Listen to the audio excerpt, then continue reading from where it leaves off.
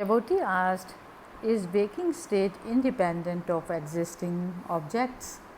Maharishi said, were it so, the objects must exist without the seer, that is, the object must tell you that it exists.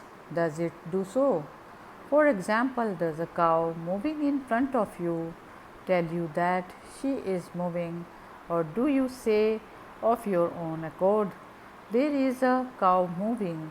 The objects exist because the seer is cognizing them. Recall the state of sleep. Were you aware of anything happening? If the sun or the world to be real, should they not be present with you in sleep? You cannot deny your existence in sleep, nor can you deny that you were happy there. Yet you are the same person now speaking and raising doubts. You now say you are not happy, but you were happy in sleep.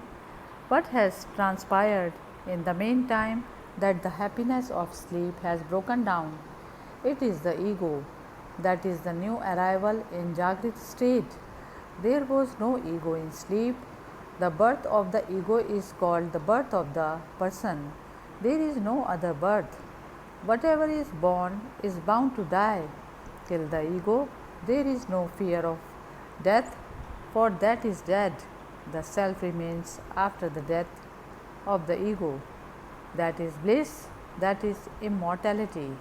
Because you desire to learn, discussion is unavoidable. Leave all this aside, consider your sleep. Are you aware of bondage, or do you seek means for release? Are you aware of the body itself? The sense of bondage is associated with the body.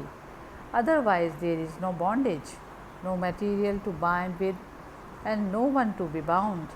These appear, however, in your wakeful state.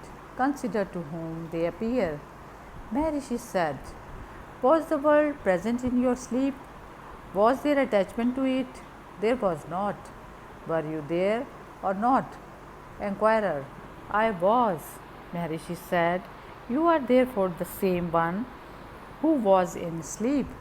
When is it then that now raises the question of Maya? Mind was not in sleep. The world then is only for the mind. That is so. The pure self is simple being.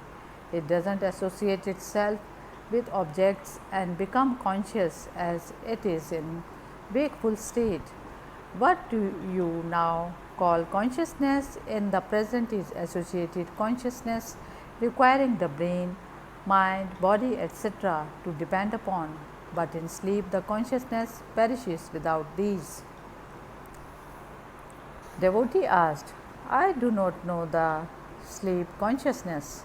Maharishi said, who is not aware of it? You admit I am. You admit I was in sleep. The state of being is yourself. Devotee asked, does that not mean to say that sleep is self realization?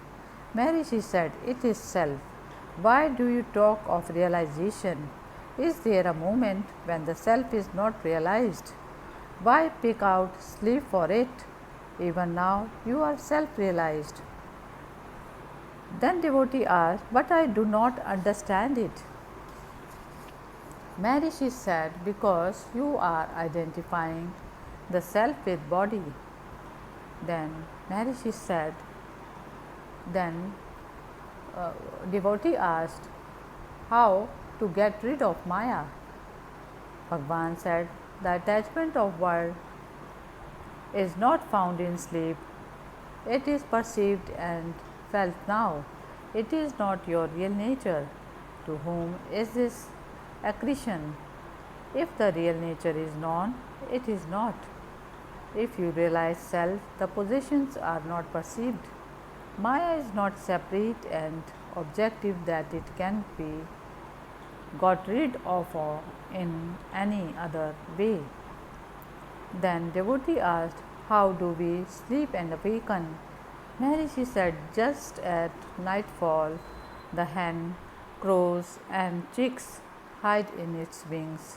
The hen then roosts in the nest with the chicks under her protection. At the dawn, the chicks come out, and so does the hen. Just so, the mother symbolizes the ego, which collects all the thoughts and goes to sleep. At sunrise, they emerge again. Thus, when the ego displays itself, it does so with all its components. When it sinks, everything disappears with it. Then devotee asked, "What is deep sleep?" Maharishi said, "Just as on a dark, cloudy night, no individual identification is possible and there is only darkness, although the seer has his eyes wide open. Similarly, in deep slumber, the seer is only aware of simple nescience." Hari Om Tat Sat.